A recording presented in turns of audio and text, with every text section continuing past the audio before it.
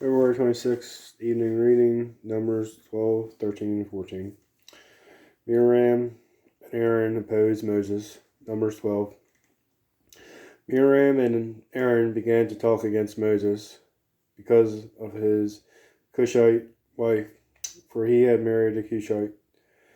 Has the Lord spoken only through Moses? They asked. Hasn't he also spoken through us? And the Lord heard this. Now Moses was a very humble man, more humble than anyone else on the face of the earth. At once the Lord said to Moses, Aaron, and Miriam, "Come out to the tent of meeting, all three of you." So the three of them went out. Then the Lord came down in a pillar of cloud.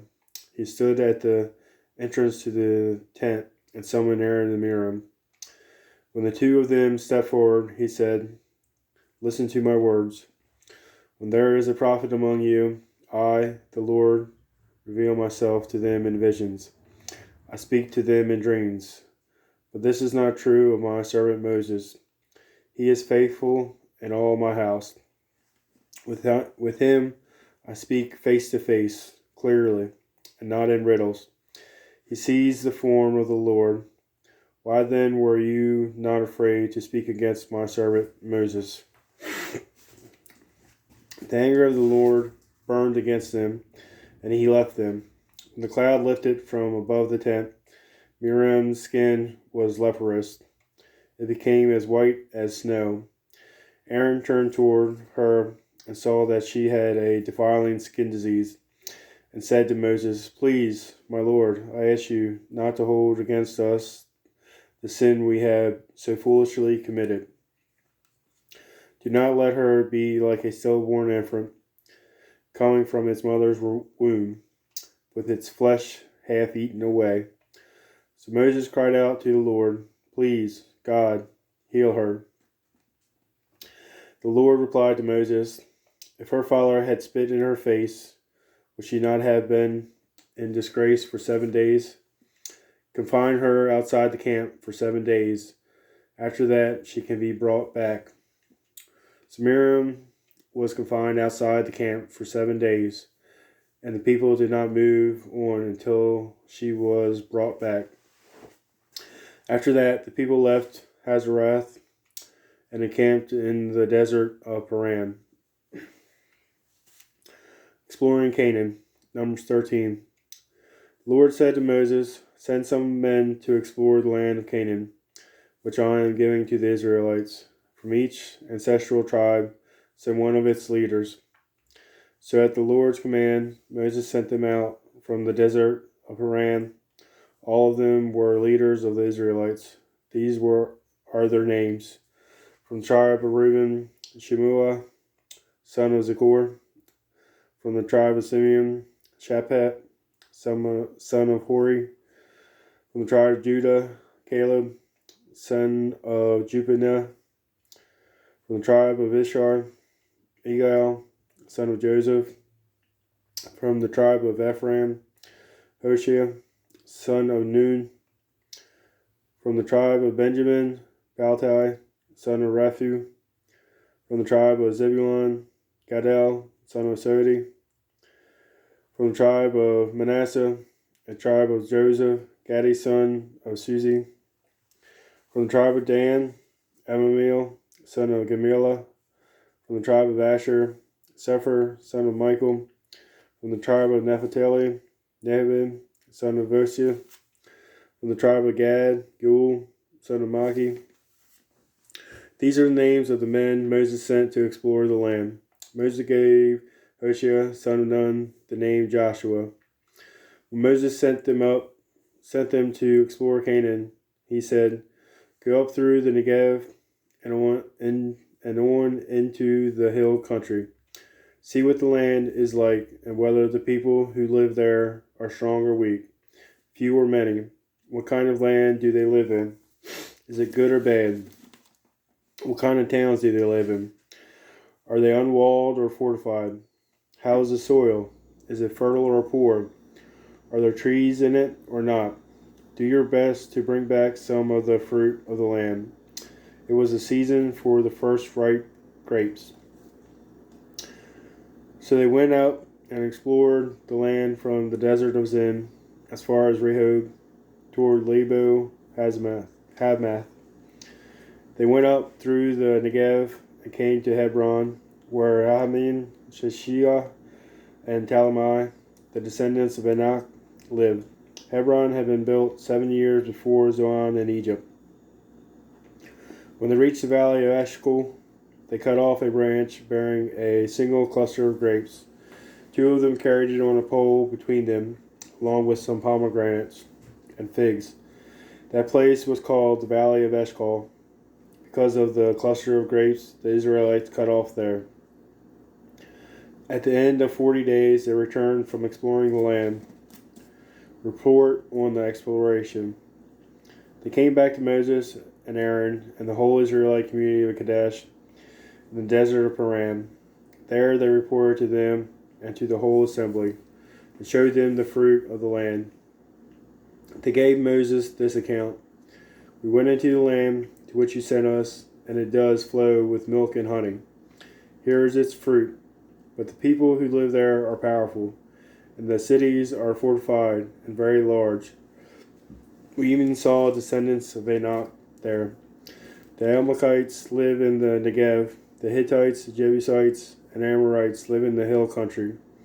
And the Canaanites live near the sea and along the Jordan. Then Caleb silenced the people before Moses and said, We should go up and take possession of the land, for we can certainly do it. But the men who had gone up with him said, We can't attack those people. They are stronger than we are. They had spread among the Israelites a bad report about the land they had explored. They said, The land we explored devours those living in it. All the people we saw there are of great size. We saw the Nephilim there. The descendants of Anak come from the Nephilim. We seemed like grasshoppers in our own eyes, and we looked the same to them. The people rebel. Numbers 14. That night, all the members of the community raised their voices and wept aloud. All the Israelites grumbled against Moses and Aaron, and the whole assembly said to them, If only we had died in Egypt, or in this wilderness. Why is the Lord bringing us to this land only to let us fall by the sword? Our wives and children will be taken as plunder. Wouldn't it be better for us to go back to Egypt? And they said to each other, We should choose a leader and go back to Egypt. Then Moses and Aaron fell face down in front of the whole Israelite assembly gathered there. Joshua, son of Nun, and Caleb, son of Jephunneh, who were among those who had explored the land, tore their clothes and said to the entire Israelite assembly, The land we passed through and explored is exceedingly good. If the Lord is pleased with us, he will lead us into that land, a land flowing with milk and honey, and will give it to us. Only do not rebel against the Lord. Do not be afraid of the people of the land, because we will devour them. Their protection is gone, but the Lord is with us. Do not be afraid of them. But the whole assembly talked about stoning them. Then the glory of God, the glory of the Lord, appeared at the tent of meeting to all the Israelites. The Lord said to Moses, How long will these people treat me with contempt? How long will they refuse to believe in me, in spite of all the signs I have performed among them? I will strike them down with a plague and destroy them, but I will make you into a nation greater and stronger than they. Moses said to the Lord, Then the Egyptians will hear about it. By your power you brought these people up from among them, and they will tell the inhabitants of this land about it. They have already heard that you, Lord, are with these people, and that you, Lord, have been seen face to face, that your cloud stays over them, and that you go before them in a pillar of cloud by day and a pillar of fire by night. If you put all these people to death, leaving none alive, the nations who have heard this will report about you, will say, The Lord was not able to bring these people into the land he promised them on oath, So he slaughtered them in the wilderness. Now may the Lord's strength be displayed, just as you have declared. The Lord is slow to anger, abounding in love, and forgiving sin and rebellion. Yet he does not leave the guilty unpunished. He punishes the children for the sin of the parents to the third and fourth generation.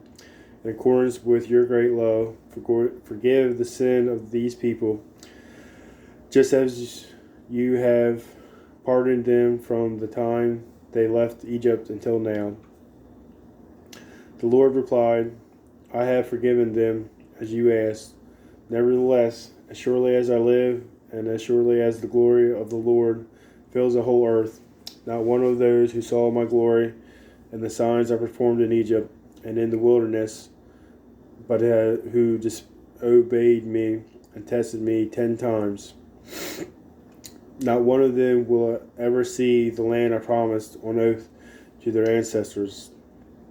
No one who has treated me with contempt will ever see it.